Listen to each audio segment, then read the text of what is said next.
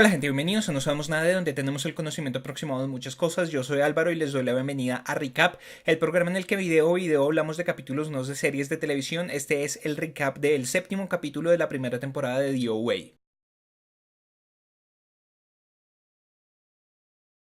Bueno, yo siento que este capítulo en realidad es como la primera parte de un evento de dos capítulos que componen este y el final de temporada que vamos a ver en el octavo capítulo. Creo que esto es solamente como un momento de descanso que nos dan como para entender ciertas cosas que están pasando y también para prepararnos para ese clímax y finalización de esta temporada en donde vamos a ver el evento principal y vamos a ver cuáles son los frutos del trabajo que han hecho nuestros personajes a lo largo de estos siete capítulos anteriores para aprenderse los movimientos, cómo ha surtido efecto la historia de The OA sobre nuestros personajes reales y qué va a pasar con nuestros personajes de la línea temporal pasada, los otros ángeles que están atrapados todavía. Entonces, así en términos generales, vemos que Steve va mejorando de a poquito en las cosas, pero igual no le sirve porque el papá tiene que pagar $5,000 para la recuperación del muchacho este al que Steve le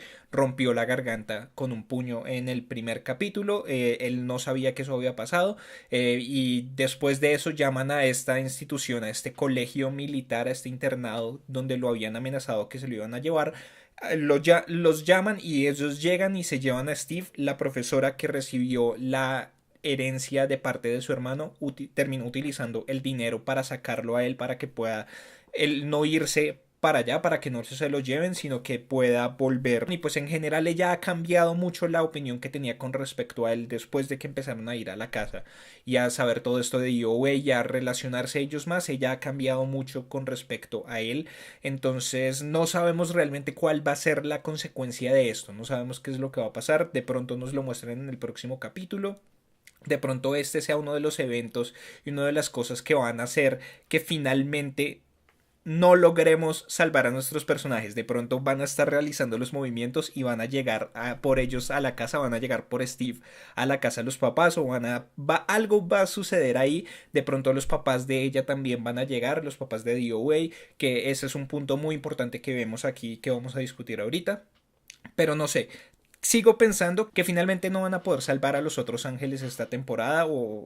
pues espero que haya más temporadas después de esto, pero creo que no lo van a lograr. Algo va a suceder, de pronto van a ser exitosos abriendo este portal a otra dimensión, pero no va a ser exactamente lo que DOA ni ellos se están imaginando y va a ser otra cosa. De pronto lo van a abrir y varios se van a meter para irse a otra dimensión y en esa otra dimensión es que van a vivir un montón de cosas después o algo por el estilo. No lo sé, pero es lo que estoy pensando en este momento. ¿Qué más podemos decir? Creo que en realidad en términos de esas cosas como que tampoco nos presentaron más cosas de nuestros personajes ni nada de eso, sino que nos concentramos sobre todo en la relación de DOA con sus padres. Y es algo que a mí me había estado faltando y era algo que estaba pensando mencionar en el recap express en donde hablara de toda la temporada como de los aspectos buenos y de los aspectos malos, como ponerlo un poco en los aspectos malos y era todo eso que estaba sucediendo y que me parecía que de pronto dejaban muy de lado lo cosa que sucedía con los papás y la vida cotidiana de ellos y solamente se habían concentrado en su relación con los cinco y en de pronto hacia el final con el terapeuta y todas estas cosas, pero en realidad la vida cotidiana de ella y todo lo demás no nos lo mostraron y digamos que nos habían mostrado muy poquitas cosas con respecto a la relación de ella con sus padres, ella en Latina con su mamá, después en el supermercado después el papá diciendo que la podía dejar salir una hora, como estas cosas como muy cortas, pero también nos habían mostrado cosas con respecto sobre todo a la mamá y cómo ella quiere, o sea, ella quiere realmente lo mejor para su hija y todo esto, pero me parecía que lo habían dejado muy de lado y creo que aquí lo justifican haciéndonos ver una faceta que no habíamos visto de DOA en toda la temporada. Y es que todo lo que habíamos visto de ella era mucho como orientado hacia la esperanza, hacia el perdón. A pesar de que todas las evidencias apuntaban a que su padre había muerto, ella seguía esperando y seguía con la idea de que su padre seguía vivo y que su padre la iba a encontrar algún día y que los dos iban a poder ser felices. A pesar de todo lo que sucedió, ella seguía tratando de convencer a los otros de que ellos eran ángeles, a pesar de que Homer la traicionó y traicionó a todos los otros trayendo a Renata y acostándose con Renata. Ella lo perdonó y ella simplemente estaba feliz de que él estuviera vivo y de que nada le hubiera pasado. Entonces como que habíamos visto muchos aspectos positivos de eso, incluso con los otros. El primer encuentro que tuvieron con Steve no fue el mejor cuando él le mandó el perro y aún así ella terminó ayudándolo y terminaron siendo amigos. En este mismo capítulo él la apuñaló con un lápiz en la pierna y ella no le importó. Entonces habíamos visto como una Owei muy bondadosa en medio de todo, pero aquí vemos algo que no sé, me tiene conflictuado porque creo que es un poco injusto de parte de ella el tener ese rencor para con sus padres. Ellos decidieron criarla, ellos decidieron, pues ellos la compraron, sí es cierto, pero ellos decidieron seguir con ella, ellos decidieron tratar de hacerlo lo mejor para ella. Y sí, fue un mal diagnóstico, fueron de pronto solamente a un especialista y no escucharon más opiniones y por eso creyeron que ella podía tener una situación mental, un problema mental y la medicaron durante 13 años. Ella está súper resentida con ellos, pero repito, creo que es injusto, creo que un padre en estas circunstancias, a menos que tenga unos conocimientos específicos de ese tema, a uno que le queda, a uno solamente le queda creerle a los médicos. Sí, pudieron haber buscado otras opiniones, pero se quedaron solo con una, le creyeron a este médico y en últimas lo que ellos quisieron fue hacerlo mejor por ella, pero ella no lo ve de esta manera. Ella dice que en realidad ellos no son sus padres, que ella no tiene que agradecerles, que ella no tiene por qué mencionarlas en la historia de su vida, porque en realidad ellos creyeron que ella estaba loca y ellos la medicaron por 13 años y ella está muy resentida con ellos por eso. Entonces eso me parece interesante porque le da más profundidad a un personaje que hemos visto otros 6 capítulos y que ya en medio de todo creíamos conocer y aquí nos vienen a mostrar cosas nuevas de ese personaje. Eso me gustó muchísimo y vemos como por fin eso que yo quería ver desde el comienzo y era como esa interacción de ellos como familia. Y continuamos con el tema de las víctimas, porque me parece que en medio de todo es como uno de los temas principales que se ha ido dando a lo largo de toda la temporada. Y es como esas cosas, como vuelve la víctima a su vida cotidiana, cómo puede volver a involucrarse con una familia que de pronto le es extraña, con un entorno en general que de pronto ya le es desconocido o le es indiferente o qué es lo que sucede. Entonces vemos que este psicólogo del FBI les dice a ellos que tengan un momento de familia, que hagan algo que habrían hecho antes de que ella se fuera. Entonces se van a este restaurante y todo explota. O sea, eh, Abel, que es el papá de ella, como que siempre está en este tono conciliador, como que es el más calmado de todos, pero la mamá tiene muchas cosas adentro, la mamá tiene mucha desesperación por dentro que ahí sale cuando esta vieja llega y le pide que se tome una foto y le toma unas fotos prácticamente a la fuerza, que me parece que también es una parte de comentario hacia esta sociedad en la que vivimos, en la que todos tenemos un dispositivo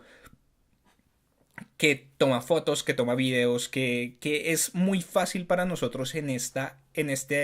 época en la que vivimos romper el espacio personal de las personas y romper la privacidad de las otras personas porque de verdad es demasiado fácil. Eso hace 20 años no habría podido ser así porque las cámaras no lo permitían o la tecnología no lo permitía en ese momento, pero ahora como que en este mundo en el que vivimos,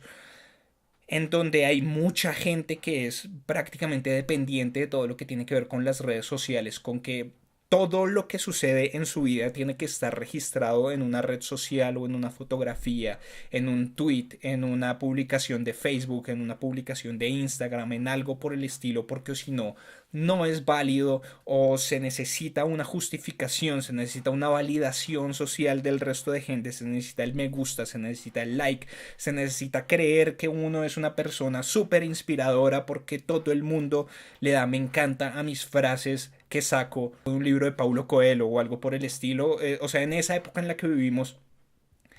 esta muchacha se acerca y creo que es algo que le ha de pasar a muchas personas que tienen ese estatus de celebridad y vemos todo el fenómeno de los paparazzis y todas estas cosas, pero creo que es algo que puede llegar a ser muy muy incómodo para una persona de este estilo que simplemente quiere vivir una vida normal, simplemente está comiendo y que lleguen a acosarlo de esta manera, entonces la mamá simplemente explota, porque además tenemos que estamos en una época en la que se da mucha información fallida, se da mucha información falsa. Entonces, este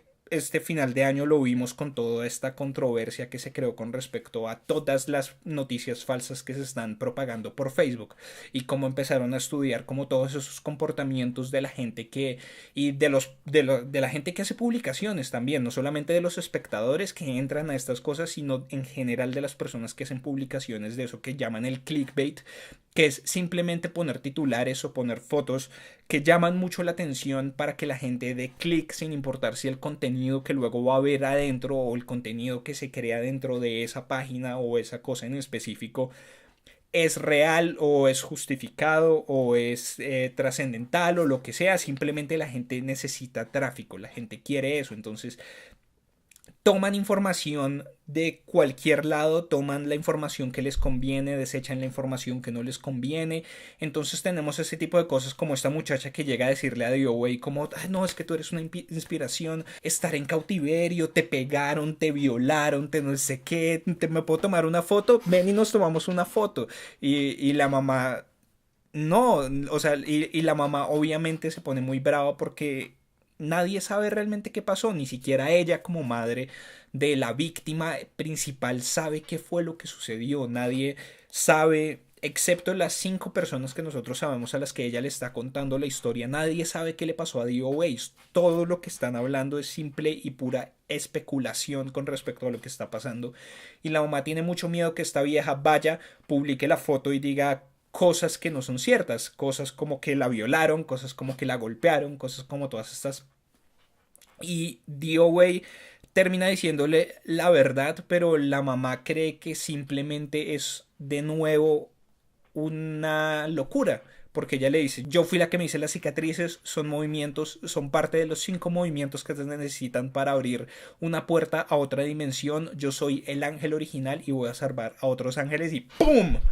Tenga su cachetado por parte de la mamá. Ahí llega Alfonso y se lleva a DOA. Entonces luego vemos que él es el que dice más específicamente eso. Pues le dice como nos has contado qué pasó con tu padre, nos has contado qué pasó cuando llegaste a América, nos has contado qué pasó cuando te fuiste de tu casa, qué pasó cuando conociste a Hub, qué pasó mientras estabas en cautiverio, pero nunca nos has contado qué pasó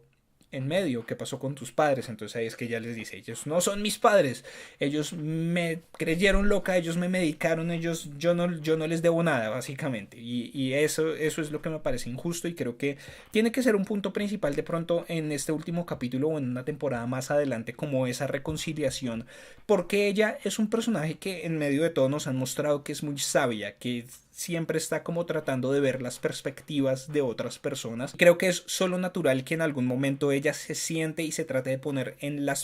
desde la perspectiva de sus padres, de qué sucedió con ellos, de cómo los afectó a ellos también y cómo los afecta en este momento el regreso de ella. Por otro lado, tenemos de nuevo los sueños proféticos y tenemos varias teorizaciones y lo que yo llamo, lo que vengo llamando desde varios videos, el momento filosófico del capítulo, el concepto filosófico de este video, en donde nos hablan de varias cosas, de los sueños y del futuro. Entonces tenemos los sueños proféticos de ella, en donde ella está hablando con este psicólogo y el psicólogo nos habla como un poco de la estructura mental, en donde podemos hablar de cosas más reales en las que hablamos de que los sueños son como el medio por el que el cerebro ordena cierta información que nosotros recibimos a lo largo del día en nuestro cerebro y cómo decide cuál información es relevante para quedarse, cuál información no es lo suficientemente relevante para desecharla. y todas estas cosas, pero obviamente aquí nos concentramos en un sueño específico y es este tipo de sueños proféticos. Entonces, ¿qué significan los sueños? En realidad, los sueños son simplemente una reorganización de la información, de todos estos estímulos que recibimos externos a nosotros a lo largo del día, o de pronto hay un aspecto sobrenatural a todas estas cosas. De pronto es entrar en sintonía con una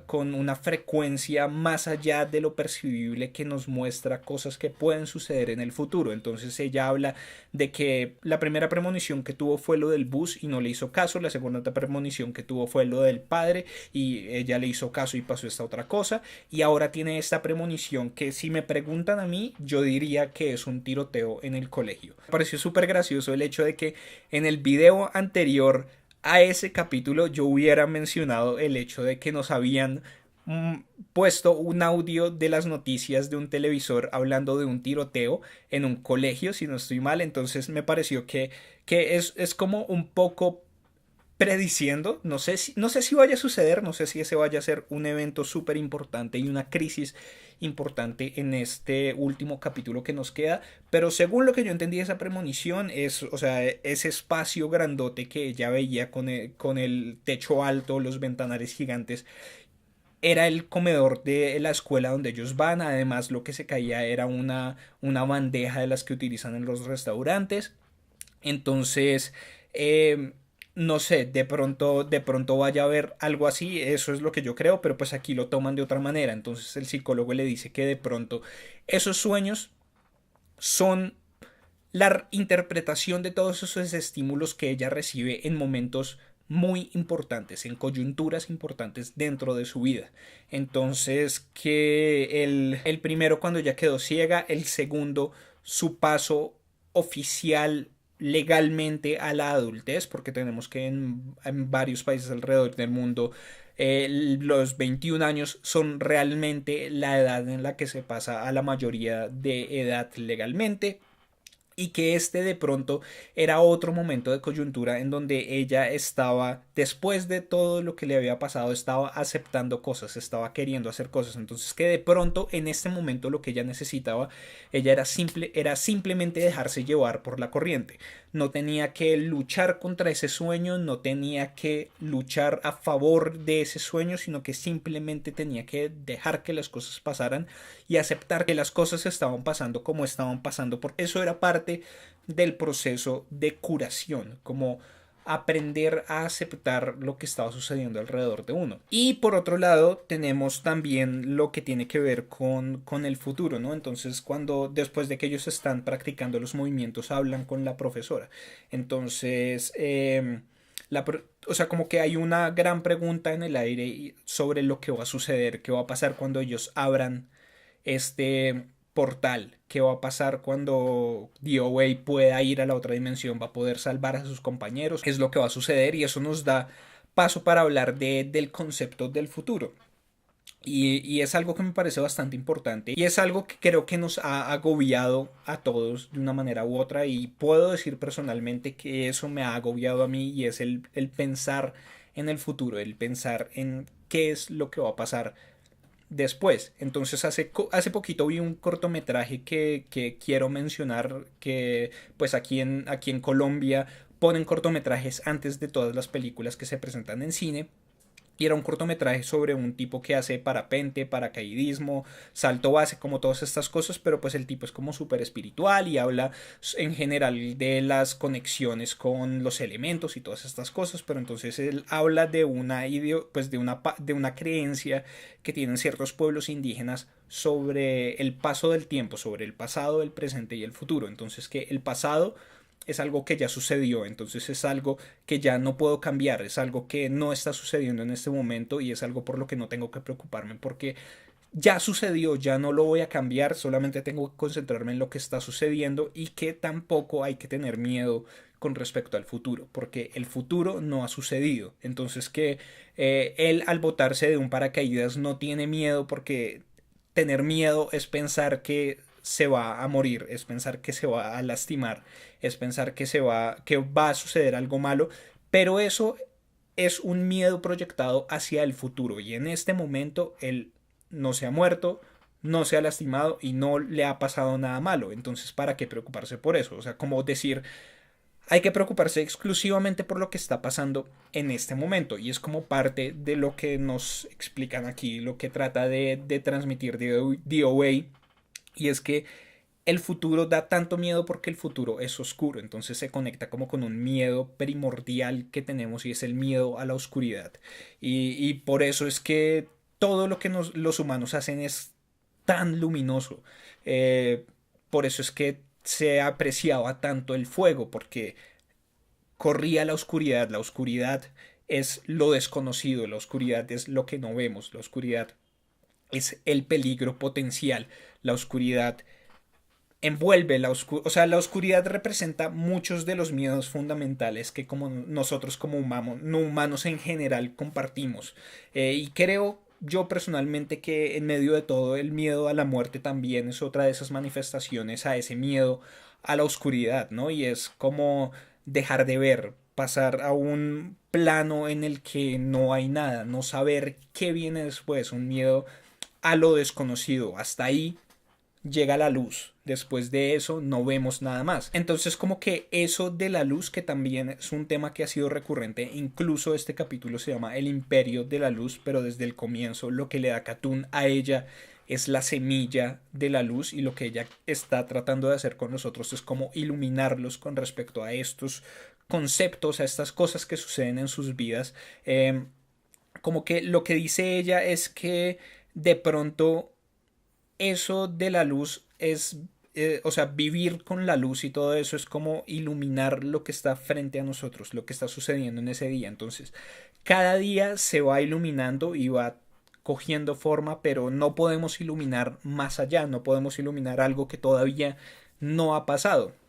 Entonces es como que me pareció súper interesante y pues claro, es un tema y una frase que puede sonar como súper trillada y súper cursi, nos la han dicho una y otra vez de todos los medios posibles, en libros, en series, en películas, en todo eso, pero pues es cierto en realidad y creo que por eso es que se repite tanto y es como hay que concentrarnos en el presente, en lo que está pasando en este momento, como que creo que al preocuparse tanto por el futuro es que se producen todas las decepciones o gran parte de las decepciones que se crean porque uno se crea expectativas con respecto a algo que no ha sucedido y cuando eso sucede y no es de la manera que nosotros nos lo habíamos imaginado, pues se genera ese conflicto y no necesariamente lo que sucedió es malo, pero como no es tan bueno como lo que nosotros habíamos pensado, pues no funciona. Y digamos que se conecta un poco con un tema más trivial y no es tan trascendental, pero tiene que ver con cómo veo yo ahora las películas y las series y todo en general, y es que entro sin muchas expectativas, o sea, como que ir sin expectativas significa que si algo no es tan bueno, pues tampoco me va a producir tanto impacto negativo y si algo es muy bueno me va a sorprender aún más de lo que pensé que me iba a sorprender. Igual, no estoy diciendo, o sea, ir sin expectativas es muy diferente a no trabajar duro. Si hay una meta que ustedes tienen para el futuro, hay que trabajar duro por ella, hay que hacer todo lo posible para que esa meta se cumpla de una manera, pero también hay que estar abiertos a la posibilidad de que tal vez esa meta no se va a cumplir, pero que de pronto podemos lograr otras cosas que sin querer, sin haber pensado, son mejores que esa meta que teníamos. Entonces, no sé, es como el momento de superación personal de esto. Entonces, no sé, creo que por el momento no hay nada más que decir. Queda solamente un capítulo. Vamos a ver qué sucede en este último capítulo. Como siempre, les pido que en los comentarios discutan todo lo que sea que se les ocurra que quieran discutir, las ideas que yo creo que propone este programa, las ideas que ustedes creen que propone, si están de acuerdo o no con mis puntos de vista, todo eso sin spoilers del episodio que queda, solamente de lo que ha sucedido y lo que hemos mencionado hasta este séptimo recap del séptimo capítulo de DOA. No queremos generarle ningún spoiler ni dañarle la experiencia a nadie que aún no haya visto la serie. Como siempre lo digo, si veo un comentario con spoilers lo voy a borrar, y si es una conducta repetida baneo a esa persona de la sección de comentarios. Pero por favor escriban lo que sea hasta este séptimo capítulo, denle like a este video, compártanlo con sus amigos y contactos a los que creen que les puede interesar, suscríbanse al canal si son nuevos y síganos en las redes sociales en facebook.com/no sabemos nada de 4, en Twitter, en Instagram en @no sabemos nada de. Yo soy Álvaro y nos vemos en una próxima oportunidad. Hasta luego.